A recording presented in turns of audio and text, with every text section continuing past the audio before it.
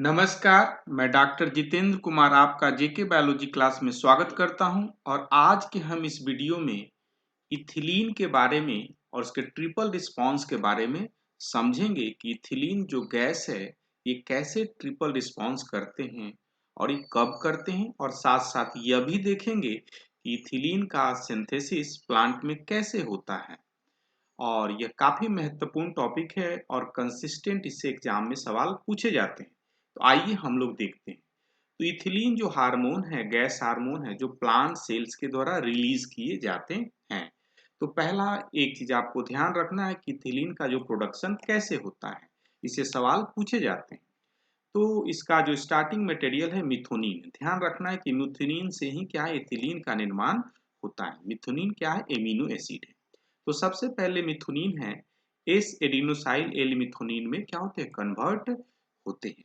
साथ ही साथ सैम पर जो एक दूसरा एंजाइम है एसी सिंथेज जो काम करता है और उसको कन्वर्ट करता है ACC, one amino cyclopropane one carboxylic acid. और साथ साथ में दूसरा एक और है एंजाइम जिसको एसीसी ऑक्सीडेज कहते हैं और यह एसीसी पर एक्ट करने के बाद इथिलीन गैस का निर्माण करता है। साथ साथ एक और महत्वपूर्ण कंपोनेंट है एमिनो ऑक्सीएस्टिक एसिड। ये क्या करता है, एसी सिंथेसिस को क्या करता है, इनहिबिट करने का काम करता है, इसको रोकने का काम करता है। अगर इसका अमाउंट अगर बहुत ज्यादा बढ़ जाएगा तो क्या करेगा, एसी सिंथेसिस को क्या करेगा, इनहिबिट करेगा और उस परिस्थिति में आपका जो मिथोनिन से है इथिलीन कन्वर्सन नहीं हो पाएगा। तो इस पाथवे को ध्यान रखना है। आइए अब हम लोग ट्रिपल रिस्पॉन्स के बारे में समझते हैं कि ट्रिपल रिस्पॉन्स क्या है। तो सबसे पहले एक चीज मैं आपको बता देना चाहता हूं कि जब भी किसी तरह का प्लांट में स्ट्रेस होता है, स्पेशली मैकेनिकल स्ट्रेस या फ्लडिंग, ड्रॉट, इंजरी, इन्फेक्शन, इस तरह का कोई स्ट्रेस होता है तो प्लांट है ट्रिपल रिस्पॉन्स फिनोमिना को शो करते हैं। ये ट्रिपल रिस्पॉन्स है क्या, तो प्लांट क्या करता है, छोटे जो सीडलिंग्स है, स्पेशली सीडलिंग्स है, स्लो स्टेम इलोंगेशन करता है, स्टेम थिकनिंग करता है, मोटा करता है, स्ट्रॉन्गर करता है, curvature of the stem growth change हो जाता है। पहले हॉरिजेंटली अब ग्रोथ होने लगता है जबकि पहले वर्टिकल ग्रोथ होता था। साथ साथ तो और रिस्पॉन्स है जो नॉर्मली इथिलीन के द्वारा किए जाते हैं, एपोप्टोसिस और फ्रूट राइपिंग। ये ट्रिपल रिस्पॉन्स के अंतर्गत नहीं आते हैं, ट्रिपल रिस्पॉन्स के अंतर्गत ये तीन फिनोमिना आते हैं। आइए हम लोग थोड़ा इसको विस्तार से समझने की कोशिश करते हैं।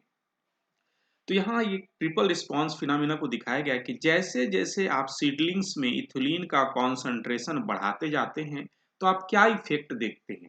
तो सबसे पहले यहाँ देखिए कि इथिलीन का जो प्रोडक्शन होता है नॉर्मल और नेचुरल तरीके से मैकेनिकली ऑन स्टेम टेप, अगर आप किसी तरह का मैकेनिकली स्ट्रेस देते हैं या पौधे अगर इस तरीके से पत्थर से निकल रहे हैं तो इस तरीके से वो एक तरह का स्ट्रेस है पत्थर से निकलना।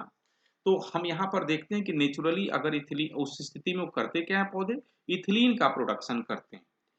और यहाँ पर देखते हैं कि नेचुरल तरीके से अगर इथिलीन का प्रोडक्शन हम बढ़ा देते हैं तो क्या इफेक्ट दिखता है।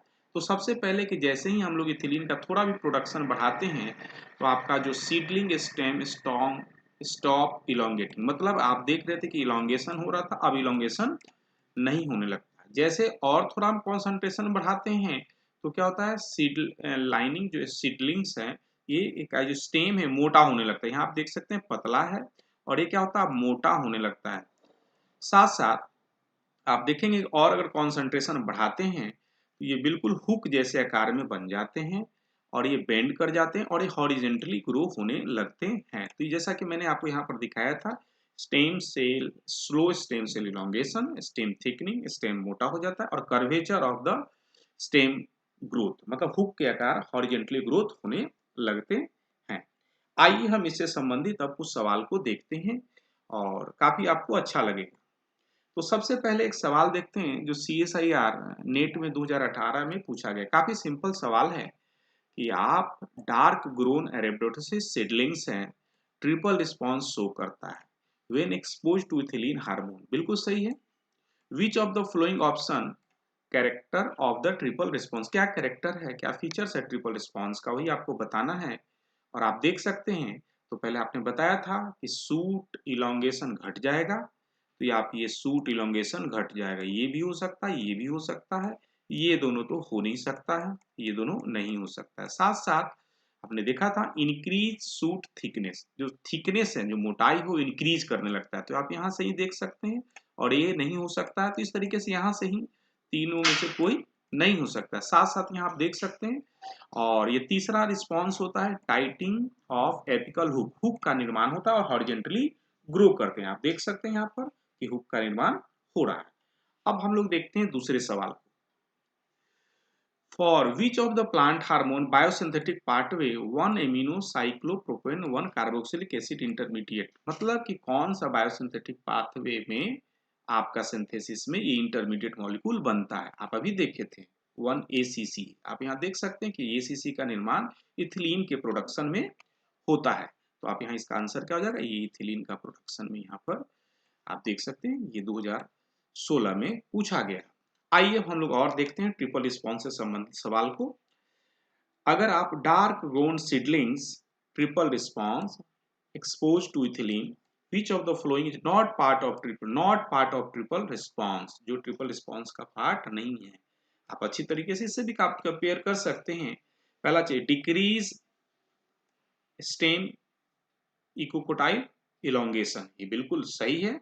थिकनिंग ऑफ सूट, ये भी सही है। हॉरिजेंटल ग्रोन ऑफ इकोटाइल, जो हुक का निर्माण हो जाता है, ये भी सही है।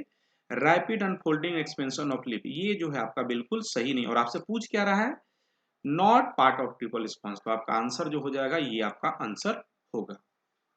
आइए हम लोग और सवाल को देखते हैं। Ethylene signalling pathway is important for fruit ripening. अच्छी बात है कि इथिलीन गैस है जो फ्रूट के राइपिंग के लिए रिस्पॉन्सिबल होता है, ये अच्छा इंफॉर्मेशन है। और जानते भी which of the following response routinely use to identify ethylene signalling pathway component. तो आप हम लोग इथिलीन प्रोडक्शन के जो कंपोनेंट के पाथवे को हम लोग चेक करना चाहते हैं, तो किस समय हम लोग आसानी से उसको कर सकते हैं। ट्रिपल रिस्पॉन्स कोई मतलब ही नहीं है। कोटिलिन एक्सपेंशन ट्रिपल रिस्पॉन्स क्यों नहीं हो सकता है, क्योंकि हम लोग फ्रूट राइपिंग की बात कर रहे हैं, तो ये तो सीडलिंग्स में होता है, तो फ्रूट आएगा कैसे। कोटिलिडन एक्सपेंशन ये भी सीडलिंग्स की ही बात हो रहा है। लैटरल रूट फॉर्मेशन ये सब में ये तो आप ऑलरेडी नोन है कि उस समय इथिलीन का प्रोडक्शन स्ट्रेस में बनता है। लेकिन अगर फ्रूट के टाइमिंग को सिग्नलिंग कंपोनेंट फ्रूट राइपिंग के चेक करना कि कौन सा है, तो आप फ्लावरिंग टाइम रिस्पॉन्स को देख सकते हैं। तो ये आपका आंसर होगा 4। अब देखिए एक और सवाल 2013 में पूछा गया है, जिसमें पूछता क्या है, typical morphological defect routinely used to genetic screen identify novel gene in signalling pathway, which of the following morphology is used to ethylene signalling pathway. मतलब आप बताइए कि कौन से जो कंपोनेंट को हम आइडेंटिफाई करना चाहते हैं सिग्नलिंग पाथवे में, तो जेनेटिक स्क्रीन में के लिए तो कौन सा हम लोग चीज को लेंगे जो सिग्नलिंग पाथवे इन्वॉल्व है। तो आप अच्छी तरीके से जानते हैं कि ट्रिपल रिस्पॉन्स के समय इथिलीन प्रोडक्शन बढ़ जाता है और पाथवे के कंपोनेंट भी क्या हो जाते हैं, एक्टिव हो जाते हैं।